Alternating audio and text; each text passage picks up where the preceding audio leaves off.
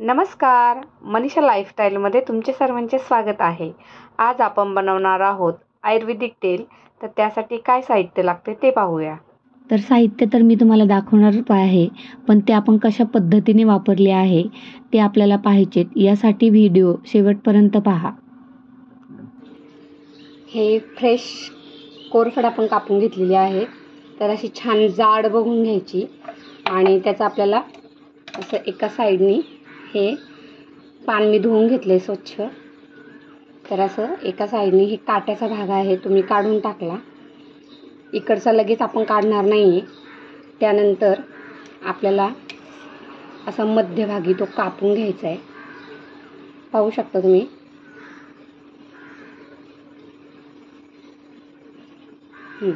आता मी हा बरोबर मध्यभागी कापून घेतला आहे असा.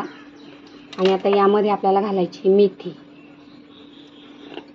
तर जेवढी मेथी आपल्याला बसेल तेवढी आपण याच्यामध्ये अशी पेरून घ्यायची. हे बघा. आता आपल्याला हे एक दिवस असंच ठेवायचे. या मेथीला मोड येतात. आता दुसऱ्या दिवशी आपण पाहूया कशी झाली आहे ती. संध्याकाळच्या वेळेस असे त्याला छान मोड आले होते. तुम्ही एक दिवस असंच ठेवून मोड आल्यानंतर याचा वापर करा. आता आपण तेल बनवण्यासाठी काय काय साहित्य घेतले ते पाहूया. आपण घेतले आवळा, कांदा, कोरफड, तुळशीची पानं, तसेच वडाच्या कोवळ्या पारुंब्या, कढीपत्त्याची पानं आणि जास्वंदाची फुलं. काही जण जास्वंदाची पानेही वापरतात, पण आपण फुलंच वापरलेली आहे आणि खूप चांगला रिझल्ट मिळतो याचा. हे तेल आता आपण यामध्ये खोबरेल तेल ओतून घ्यायचे. तर साधारण 200 ते 250 ml खोबरे तेल घ्या आणि त्यामध्ये या सर्व वस्तू आपल्याला चांगल्या उकळून घ्यायच्या आहेत. तर तुम्हाला जास्त तेल बनवायचं असेल तर तुम्ही अर्धा लिटरचं बनवलं एका वेळेस तरी चालेल. तर मी आत्ता जवळजवळ 250 ml तेल बनवणार आहे. तर सगळ्यात पहिलं मी कांदा टाकून घेतला आहे. त्यानंतर आपण इतरही वस्तू सर्व टाकून घेणार आहोत. आवळं वगैरे मी किसून घेते. तर कांदा बारीक चिरून घेतला आहे आपण. त्यानंतर असा आवळा मी किसून घेतला आहे, बिया बाजूला काढून घेतल्या. त्यानंतर जी कोरफड आपण मेथी घालून ठेवली होती ती व्यवस्थित आपण चमच्याने अशी काढून घेतली. त्यामधला गर आणि त्यामध्ये काही मेथीला मोड आले होते आणि काही भिजून अशी छान फुगली होती. तर म्हणजे व्यवस्थित मेथी आपली मुरली होती त्यामध्ये. तर आता हे आपल्याला घालून घ्यायचे. त्यानंतर आपण खलबत्त्यामध्ये वडाच्या पारुंब्या, कढीपत्ता, तुळशीची पानं आणि जास्वंदाची फुलं थोडीशी आबड टेचून घ्यायची. म्हणजे त्याचा थोडासा रस उतरतो आणि ते तेलामध्ये त्याचा चांगला अर्क उतरला जाईल.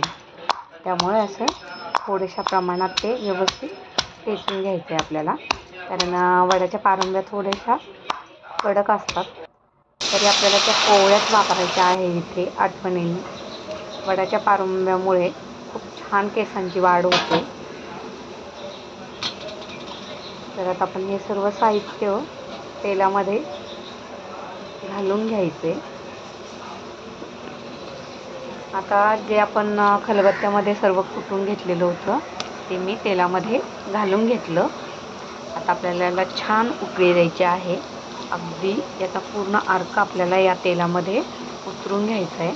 त्यामुळं पूर्ण हे व्यवस्थित चांगलं जोपर्यंत फ्राय होत नाही तोपर्यंत गॅस बंद नाही करायचा.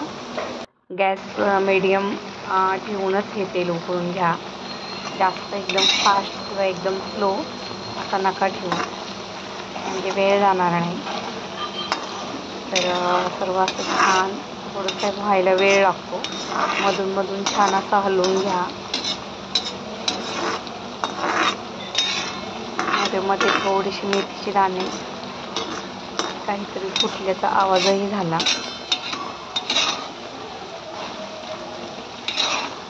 आणि खूप छान वास येतो. यामध्ये आपण निलगिरीचा पालाही थोडासा वापरला आहे आणि खूप छान वास येतो तेलाला.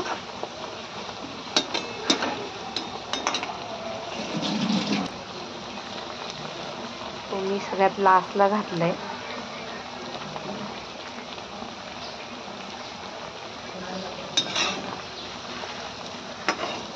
आता आपलं जवळजवळ सगळं असं छान फ्राय झालेलं आहे तेलामध्ये.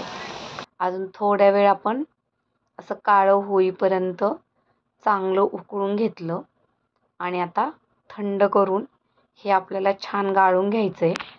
तर मी काचेची वाटी घेतली आणि त्यावर जे पीठ चाळतो सध्या ती चाळण ठेवली आहे, म्हणजे यामधलं सर्व तेल आपलं चांगलं निथळून निघेल. तर थोड्या वेळ असंच वाटीवरती ही चाळण ठेवून द्या एका साईडने करून, म्हणजे आपले बाकीचं काम होईपर्यंत हे व्यवस्थित निथळलं जातं. संपूर्ण तेल वाटीमध्ये निथळल्याच्या नंतरच आपल्याला तो चोथा फेकून द्यायचा आहे आणि खालचं तेल परत अजून एका बारीक चाळणीने आपल्याला चाळून घ्यायचं आहे.